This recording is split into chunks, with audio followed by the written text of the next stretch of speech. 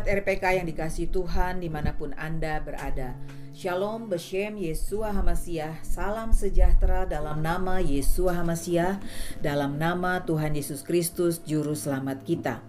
Selamat mengikuti siaran Tekiyah Talaah Kata Ibrani Alkitabiah bersama Gembala Benyamin Obadiah, Ketua GKMI Gereja Kehilat Mesianik Indonesia. Siaran Talaah Kata Ibrani Alkitabiah ini dimaksudkan untuk menggali kebenaran Alkitab dari bahasa dan masyarakat Ibrani yang menjadi persemaian tumbuhnya iman Kristiani kita yang berasal dari tanah perjanjian Israel di Timur Tengah.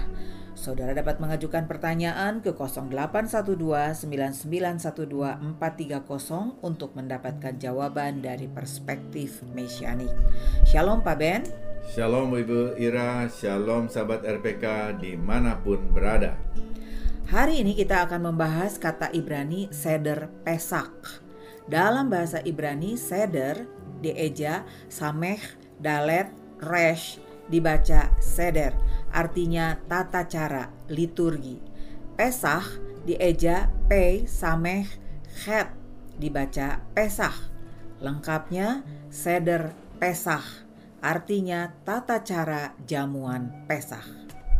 Lukas 22 ayat 7-8. Maka tibalah hari raya roti tidak beragi, Hamatsot, yaitu hari di mana orang harus menyembelih domba Paskah, Hapesak.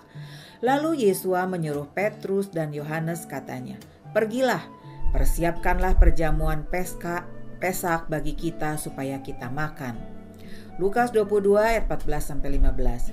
Ketika tiba saatnya, Yesua duduk makan bersama-sama dengan rasul-rasulnya. Katanya kepada mereka, "Aku sangat rindu makan Paskah ini bersama-sama dengan kamu sebelum aku menderita."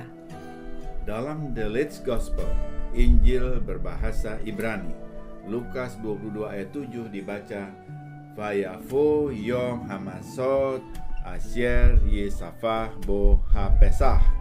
Tibalah hari Hamatsot, yaitu Pesah itu akan disembelih. Istilah Hamatsot atau Hari Raya Roti Tak Beragi, Hari Raya Pesah, saat orang menyembelih domba, merupakan suatu yang asing bagi pembaca Injil abad 21. Bila pembaca cukup rajin, maka ia akan sedikit terbantu oleh kamus di belakang Alkitab, LAI atau ILT. Namun umumnya belum jelas, karena tidak pernah didengar dalam khotbah. Mengapa tidak pernah didengar dalam khotbah? Karena Hari Raya Roti Tak Beragi dan Pesah dianggap bagian dari Perjanjian Lama, sementara yang perlu dikhotbahkan adalah Perjanjian Baru. Di sini kita melihat bahwa walaupun Injil tersedia dalam bahasa Indonesia, persepsi yang dipakai untuk membaca Injil tidak memungkinkan para pembaca Alkitab abad 21 memahaminya secara lengkap. Banyak bagian Injil hanya dapat dipahami jika seseorang memahami Torah dan tanah yang disebut Perjanjian Lama. Istilah Perjanjian Lama sesungguhnya diciptakan oleh Marcion dari Sinop, Turki. Marcion dengan pengajaran dualistik kemudian dinyatakan sebagai bidat dan dikucilkan pada tahun 144 Masehi. Namun istilah yang dibuatnya sudah terlanjur dipakai bahkan sampai sekarang. Di abad pertama, saat Yesua hidup di bumi dengan bait suci masih tegak berdiri, dipastikan Torah diberlakukan secara penuh. Semua perintah tentang korban diberlakukan secara lengkap karena syaratnya dapat dipenuhi, yaitu korban harus disembelih di gerbang bait suci. Ayat-ayat yang menyatakan situasi hari raya dalam masyarakat Yahudi yang dicatat dalam Injil umumnya hilang dari pemahaman orang Kristen modern. Padahal ayat-ayat ini yang membentuk konteks seluruh pasal yang berbicara tentang jamuan malam Pesak terakhir yang dilakukan oleh Yesua dan murid-muridnya. Dengan kehilangan konteks Hari Raya Yahudi Alkitabiah, Kristen bangsa-bangsa kemudian memasukkan tafsirnya sendiri dengan pemahaman yang berbeda. Konteks jamuan terakhir Yesua jelas merupakan bagian dari Hari Raya Roti Tak Beragi yang dalam bahasa Ibrani disebut Hag Hamatsot. Untuk memahami ini, kita perlu melihat kembali 5 kitab pertama dalam Alkitab yang merupakan fondasi bagi kitab-kitab lainnya, yaitu Torah yang diilhamkan kepada Mose. Dalam Keluaran 12 ayat 5, Elohim memerintahkan agar setiap keluarga menyembelih anak domba jantan, tidak bercela dan berumur 1 tahun pada tanggal 14 Nisan pada waktu senja. Ini disebut anak domba Pesah yang disembelih pada hari raya Pesah pertama di Mesir. Darahnya dilaburkan di ambang pintu rumah orang yang mau taat. Kemudian petang harinya sesudah matahari terbenam, tanggal 14 Nisan berganti menjadi 15 Nisan. Daging anak domba yang sudah dipanggang dimakan bersama dengan roti tidak beragi atau matzah beserta sayur pahit atau maror. Keluaran 12 ayat 8. Inilah jamuan Pesah yang disebut juga Seder Pesah. Seder berarti tata cara atau liturgi. Kemudian selama 6 hari berikutnya orang Israel memakan roti tak beragi setiap hari sehingga keseluruhannya menjadi 7 hari. Perayaan inilah yang disebut Hamatzot, hari raya roti tak beragi. Perintah Torah ini dijalankan ribuan tahun dalam masyarakat Yahudi, membentuk budaya bangsa. Budaya Israel dibangun atas perintah Tuhan. Ini contoh yang jitu untuk menunjukkan bahwa kita tak dapat memahami Injil sepenuhnya tanpa memahami Torah. Dalam kesinambungan Torah dan Injil, posisi Injil ditulis untuk menjelaskan pelaksanaan Torah dalam masa Bait Suci II dan sama sekali bukan untuk menggantikannya. Karenanya Injil tidak dapat dipahami secara penuh tanpa memperhatikan aspek budaya Yahudi. Metode pembelajaran Alkitab harus memasukkan budaya dan sejarah Yahudi agar menghasilkan kesimpulan yang tepat. Dari konteksnya, jelas jamuan terakhir Yeshua HaMashiach tidak dapat dilepaskan dari jamuan Seder Pesach Yahudi. Jamuan Pesach ini diperintahkan Adonai untuk dilakukan setiap tahun oleh umat Israel sebagai peringatan akan pembebasan dari perbudakan di Mesir. Dibesarkan dalam keluarga yang taat, Yeshua sudah mengikuti jamuan Pesach sejak masa kanak-kanaknya. Jamuan Pesach terakhir sebelum ia disalibkan adalah jamuan ke-34 yang diikutinya setiap tahun. Istilah jamuan terakhir Pesach Yeshua ditulis oleh Rasul Rav Shaul sebagai jamuan pada malam ia diserahkan dalam 1 Korintus 11 ayat 23-25.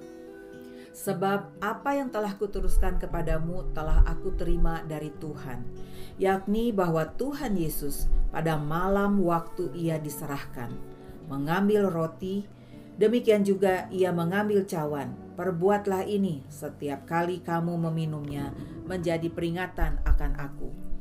Bukankah malam ia diserahkan itu adalah malam menjelang ia disalibkan?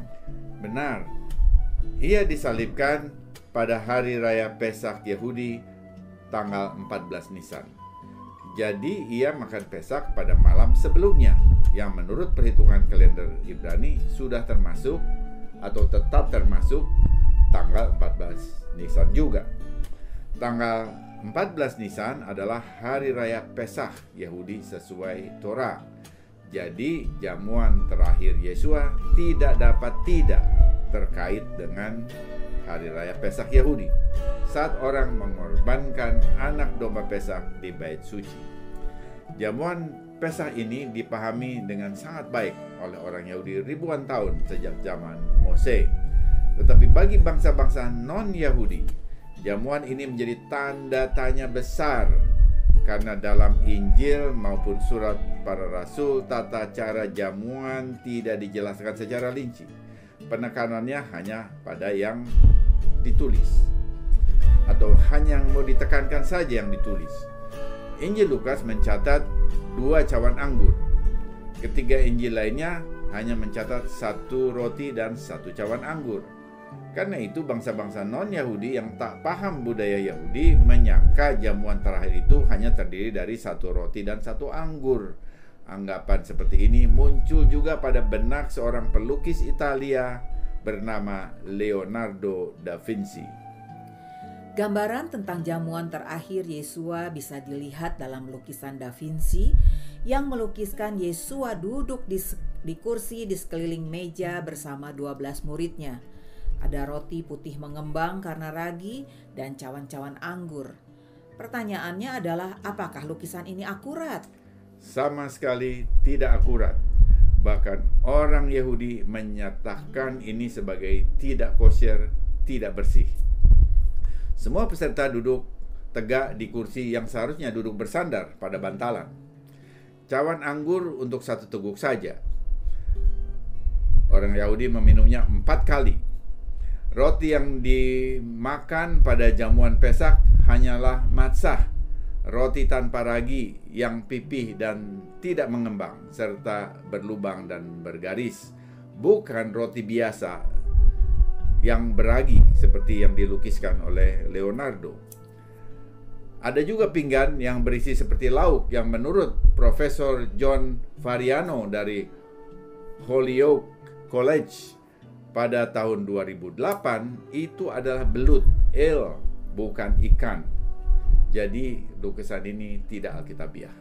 Wah, jauh sekali dari peristiwa yang sesungguhnya. Kemudian apa makna tampilan roti tak beragi dalam Pesah Yahudi seperti itu? Tampilan roti matzah seperti itu melambangkan penderitaan. Pertama, penderitaan umat Israel di Mesir, dicambuk sehingga berbilur. Kedua, secara profetik, matzah merujuk pada tubuh Mesias Yesua yang berlubang karena dipaku dan berbilur karena dicambuk. Perjamuan Pesah dalam budaya Ibrani terkesan maknanya lebih akurat dan mendalam serta lebih alkitabiah. Dengan mengikuti tata cara saat Yesua dan murid-muridnya menyelenggarakan jamuan seder Pesah sesuai budaya Yahudi abad pertama, kita akan lebih paham semua simbolisme yang mendorong iman akan makna pengorbanan Mesias. Di manakah Yesua dan murid-muridnya makan jamuan Pesak mereka? Ini menarik dan ini juga yang ditanyakan oleh murid-murid Yesua kepada rabi mereka. Dalam Lukas 22 ayat 7-13 kita membaca bahwa Yesua menyuruh Petrus dan Yohanes untuk menyiapkan jamuan Pesak di kota Yerusalem. Ia menyuruh mereka menemui seorang laki-laki yang membawa bejana air, mengikutinya sampai memasuki rumahnya. Ketika dikatakan Rabi Yesua akan makan Pesak bersama murid-muridnya, ia menunjukkan ruang besar yang sudah lengkap. Ruangan ini disebut upper room, ruang atas yang terletak di satu bangunan di Gunung Sion, di kawasan Armenia, dekat gerbang Sion yang biasa dikunjungi oleh para wisatawan ke Yerusalem. Di bawahnya terdapat makam David, Raja Israel, ini makam tradisional. Para arkeolog mengatakan lokasi tersebut masuk dalam kawasan kaum Eseni, sebuah mazhab Yudaisme abad pertama. Ada kemungkinan ruangan ini disewakan bagi yang memerlukan saat itu. Kapan Yesua makan jamuan Pesah terakhir bersama para muridnya? Jamuan Pesah terakhir dicatat oleh 4 Injil. Kalau kita membaca Injil sinopsis, Matius, Markus, Lukas, kita mendapat kesan bahwa jamuan terakhir Yesua merupakan jamuan Pesak. Namun Injil Yohanes dengan jelas mengatakan bahwa Yesua disalibkan pada hari persiapan Pesak Yahudi yang merujuk pada saat makan daging anak domba. Yohanes 19 ayat 14. Jadi jika hari penyaliban Yesua saja merupakan hari persiapan Pesak, ini berarti jamuan terakhir Yesua mendahului jamuan Pesak Yahudi yang menurut Torah jatuh pada tanggal 15 Nisan. Torah menegaskan bahwa anak domba Pesak harus disembelih tanggal 14 Nisan. Karenanya Yesua yang dikiaskan sebagai anak domba Pesak oleh Rav Shaul Paulus 1 Korintus 5 ayat 8 menderita dan mati disalib pada tanggal 14 Nisan pada saat yang sama dengan ribuan anak domba Pesak yang disembelih pada jam 3 sore.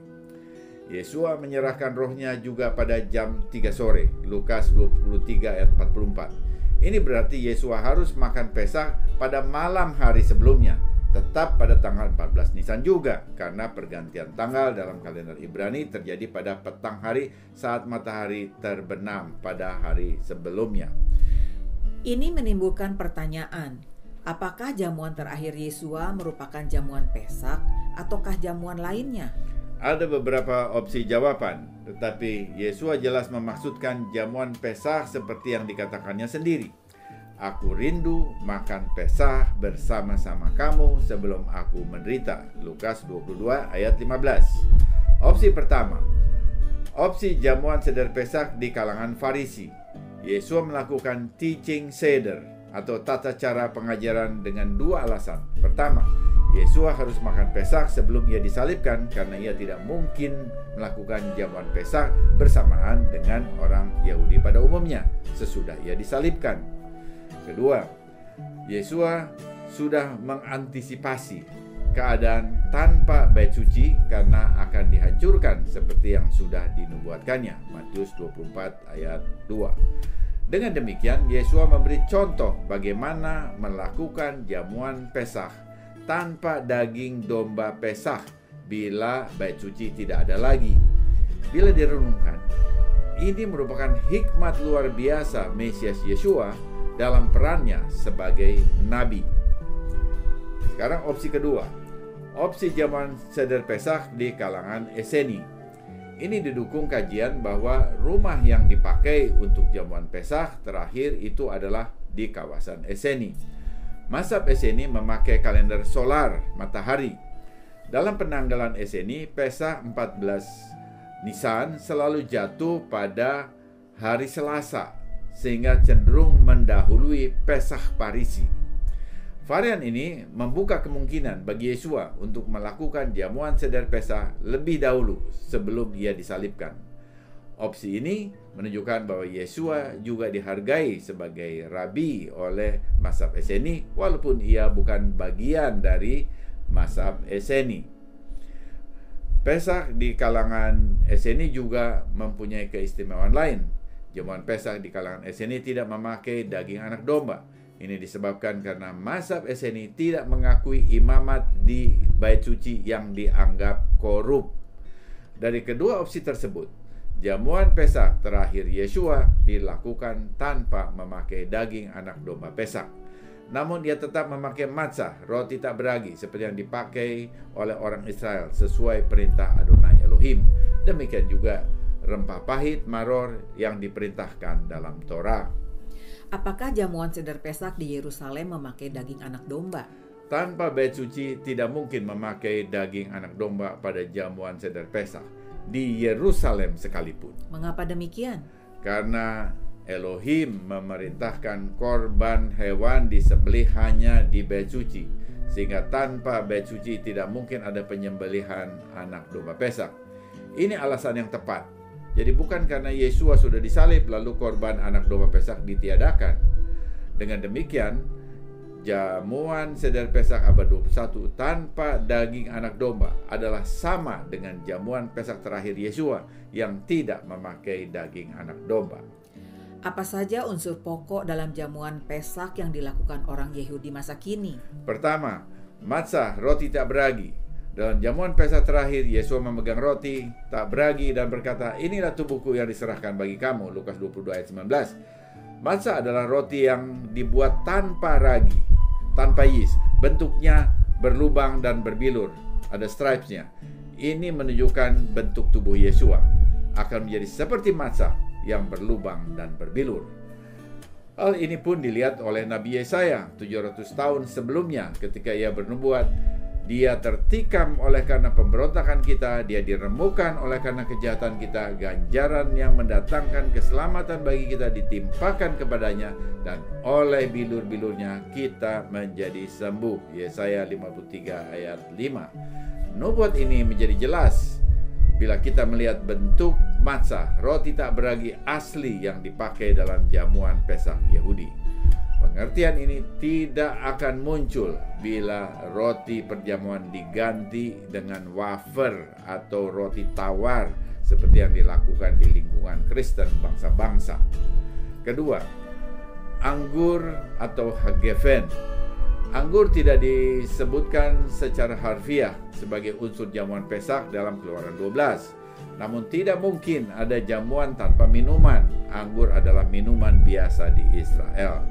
Dalam jamuan Pesak, anggur diminum lebih dahulu seperti yang tertulis dalam Injil Lukas 22 ayat 17. Injil umumnya tidak mencatat proses jamuan secara kronologis. Dalam jamuan seder Pesak, anggur diminum 4 kali sesuai dengan 4 tahap penebusan Israel yang tertulis dalam Keluaran 6 ayat 6 dan 7 yang ditandai dengan janji aku akan. Keempat cawan anggur diberi nama sesuai tahapan penebusan, yaitu cawan penyucian, cawan pembebasan, cawan penebusan, dan cawan pujian.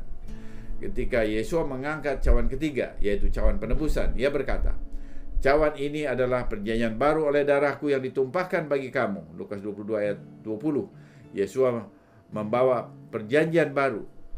Tapi perjanjian baru yang manakah? Ini adalah pemenuhan nubuat Nabi Yeremia. Sesungguhnya akan datang waktunya, demikian firman Tuhan, aku akan mengadakan perjanjian baru, Brit Hakadasyah, dengan kaum Israel dan kaum Yehuda. Yeremia 31 ayat 31. Jelas, Brit Hakadasyah, perjanjian baru, dibuat dengan kaum Yehuda dan Israel dan bukan dengan gereja bangsa-bangsa. Dan perjanjian baru yang dimaksud oleh Nabi Yeremia adalah Torah yang ditulis di hati dan bukan di batu. Namun isinya tetap sama, karena tak ada Torah lain selain Torah Mose. Dengan membawa Brit Hakadasyah, perjanjian baru, Yesua menghendaki umatnya memahami pengajaran Torah dan melaksanakannya oleh dorongan hati yang mengasihi dan bukan karena terpaksa atau peragaan luar semata. Ketiga, sayur pahit atau maror. Pemakaian maror sesungguhnya untuk mengingatkan anak-anak Israel dari segala zaman akan penderitaan bangsa Israel dalam masa perbudakan di Mesir. Kehidupan di dunia ini diwarnai dengan penindasan, penderitaan, dan air mata. Ini dilambangkan dengan maror. Umat Tuhan perlu dilengkapi dengan pengertian ini agar bila penderitaan datang, mereka tetap dapat menyikapinya dengan benar dan terukur. Dalam jamuan tradisional seder Pesak yang berlaku sampai sekarang, terdapat satu episode untuk memakan matzah, roti tak beragi, bersama maror, akar pahit, setelah dicelupkan lebih dulu ke campuran madu yang disebut haroset. Ini menunjukkan bahwa walaupun dalam kehidupan ada penderitaan yang pahit, Tuhan sanggup mengubahnya menjadi manis. Yesus berkata, aku berkata kepadamu, sesungguhnya seorang di antara kamu akan menyerahkan aku, dan ia akan makan dengan aku. Orang itu ialah salah seorang dari kamu yang 12 ini. Ia yang mencelupkan roti ke dalam satu pinggan dengan aku.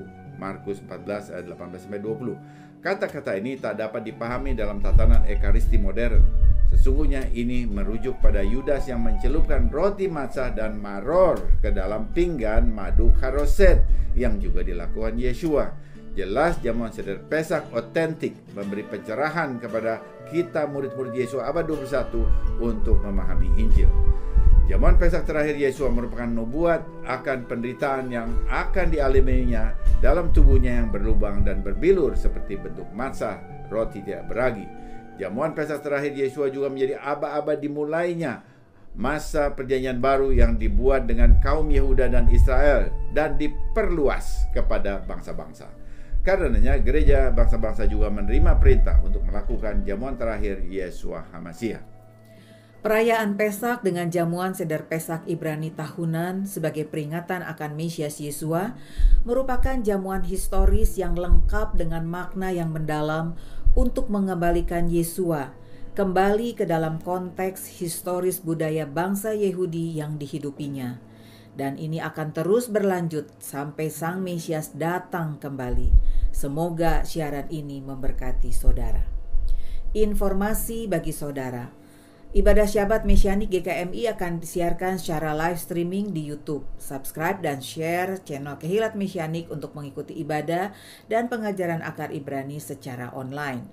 GKMI akan menyelenggarakan jamuan seder Pesak Mesianik seperti yang dilakukan Yeshua HaMasyiah pada tanggal 15 Nisan Ibrani, yaitu hari Rabu 5 April besok. Restoran Sinar Lestari, Kemayoran, Jakarta Pusat. Sesudah narasi ini kita akan mendengar lagu Pesak Ibrani Seha Elohim, anak domba Elohim yang menghapus dosa dunia. Mari kita menyambut jamuan seder Pesak yang diperintahkan Tuhan sebagai peringatan akan Mesias Yeshua bagi penebusan umat manusia. Tiba saatnya saya Penatua Ira Obadiah dan Gembala Benyamin Obadiah mohon diri dari ruang dengar saudara. Sampai jumpa pada siaran mendatang. Yeshua keselamatanku, Torah kesukaanku, menuju kepenuhan bangsa-bangsa. Shalom, shalom.